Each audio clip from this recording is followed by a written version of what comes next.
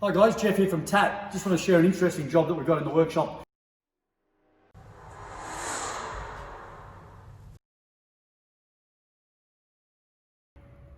What we're looking at is a Porsche. It's a 2007 Porsche Cayenne, come in with no horn operation. So an interesting one in the way we went through this particular job.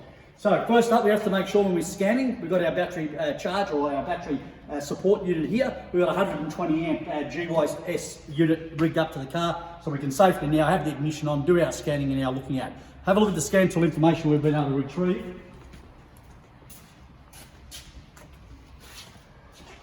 Just as a note here, we're using the AutoLogic scan tool here, but we have tried all our other scan tools. So all the scan tools are doing very much the same sort of thing. So we're just going to go in and look at this particular car. It's an up to 2010 model. We're going to make sure it's in park. We're now communicating. What we want to find is the actual steering column module. SIM, sometimes they're called steering integrated module, etc. So we need to find that module and look at the data and see what's happening with this steering wheel. Is that one receiving that information? So we're going into body. And if we scroll down here, we can steering column switch. So in this particular case, called a steering column switch. We'll click onto that. That'll then now communicate with that particular module, and we can have a look and see whether it's getting that command from the horn switch to actually activate the horn. Why we're actually sharing this particular one with you today is it's interesting that sometimes we can use our scan tools to diagnose things, but we need to be careful and be double checking some of the information. We're now into this particular module. We can look at, there's a couple of things here we can look at, but we just in particular want to look at input signals. So there's 3 pages of signals. If we flick over to the next and to the last one, we can see that the last one here is horn. So if we go into this particular vehicle's ignition's on and we activate the horn, so we're pushing it in and out, we can see that there's no actuation actually occurring. So that's telling us that the steering integrated module, or steering switch module, is not receiving that command. So that would normally indicate to us that the problem's up in the switch. Okay, we've got a problem in the steering column area, clock spring, switch, horn switch, something along those lines. Be careful not to jump into the deep end so quickly. You want to double check this sort of information. So if we go back here, interestingly enough, when we were mucking around with this particular switch and looking at other data, we were making sure that it was getting the cruise control data, the indicator switch was working, all the other functionality was. Interestingly enough, when we press this top right hand switch here, which has scan written on it, look what happens with the horn. It's actually activating the horn.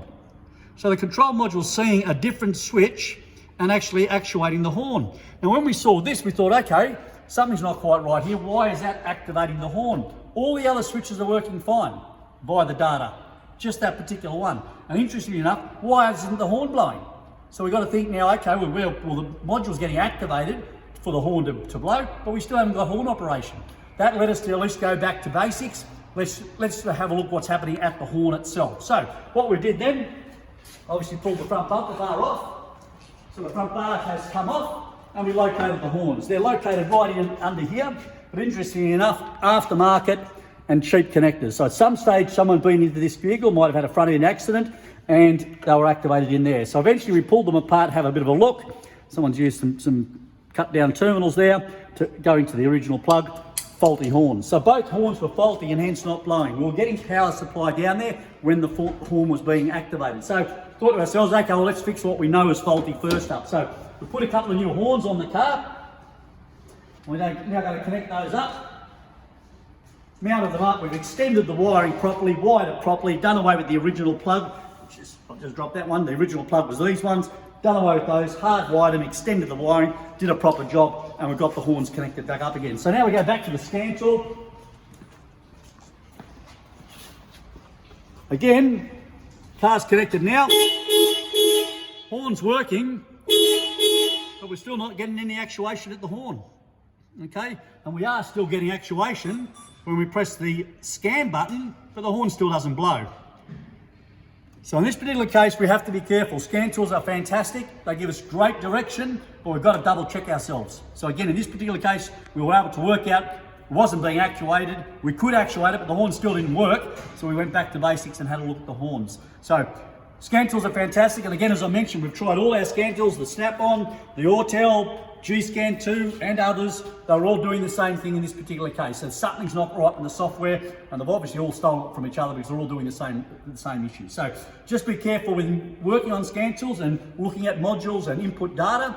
Try and double check yourself. Try and make sure that you've got all sides covered. So in this particular case, if I find a problem in the horn circuit, I'll make sure that the rest of the horn circuit does work. I'll power it up and make sure the horn blows. In this case, that's what we're trying to do, and it wouldn't work, so we went back to basics. So again, it's fixed in the end, quite painlessly, but could have got caught pulling steering wheels off, clock springs, modules, horn switches, etc., based on the information we first saw. Hopefully that helps you out, guys. We'll share some more case studies, etc., through our website, through our Facebook page, which you'll see this one on, and also through our YouTube channel. If you're not a member, go to tat.net.au, join up with the many thousands of other members that are sharing information, knowledge and experience. See you next time.